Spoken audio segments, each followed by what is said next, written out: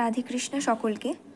চলে এসেছি মহাশিবরাত্রির যে ব্রত অনেকেই করেন, শিবরাত্রি ব্রত অনেকে 4 প্রহরে শিবলিঙ্গে জল ঢালেন, আবার অনেকে 4 প্রহরেরটা একবারেই নিবেদন করে থাকেন। আচ্ছা, এবার এই যে মন্ত্রটা আপনারা দেখতে পাচ্ছেন, এই মন্ত্রটা কখন বলতে হবে? যারা 4 প্রহরের জলটা ঠিক একবারেই ঢালতে চাইছেন মহাদেবের মাথায়, তাদের জন্য আমি বলছি। তাদের কি করতে হবে? পঞ্চামৃত বানিয়ে নিতে হবে। আপনারা অনেকেই জানেন পঞ্চামৃত কী করে বানাতে হয়। দুধ, দই, ঘি, মধু, গঙ্গা জল, একটু কোনো মিষ্টান্ন যেমন চিনি বা মিশ্রি এটা দিয়ে দেবেন, ঠিক আছে? আর একটু স্বচ্ছ কোনো জল দিয়ে আমরা পঞ্চামৃত বানাই। সেই পঞ্চামৃত বানিয়ে সেটার মধ্যে আতপ চাল, জব, ঠিক আছে, এগুলো মিক্স করে বিল্বপত্র, তার সাথে সাদা চন্দন, যেটা শ্বেত চন্দন, সেটা নিয়ে এই যে মন্ত্রটা আমি লিখেছি, আমি এটা উচ্চারণ করছি। আপনাদের যাদের এটা আমার লেখা যদি কারো বুঝতে অসুবিধা হয়, আপনারা একবার আমার উচ্চারণটার সাথে মিলিয়ে নেবেন।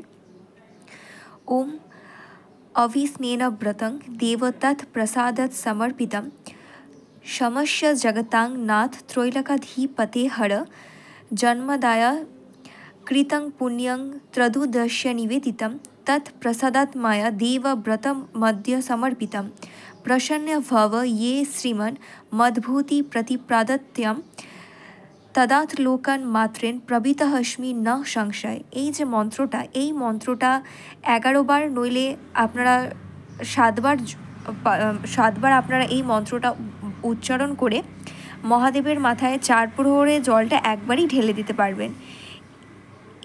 এটা অদ্ভুতপূর্ব একটি মন্ত্র। এই মন্ত্রের মাধ্যমে কিন্তু আমাদের সর্বার্থ সিদ্ধিযোগ হয়। এই মন্ত্রের মাধ্যমে আমাদের দারিদ্রতা দূর হওয়া সেটা হয়।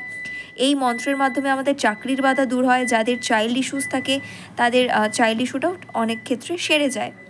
এই মন্ত্রটা আপনারা একবার দেখে নেবেন, আর এই মন্ত্র ফলো করে 4 প্রহরে জল একবারই মহাদেবকে আপনারা অর্পণ করে দিতে পারবেন। ভিডিওটি ভালো লাগলে অবশ্যই শেয়ার করে জানাবেন।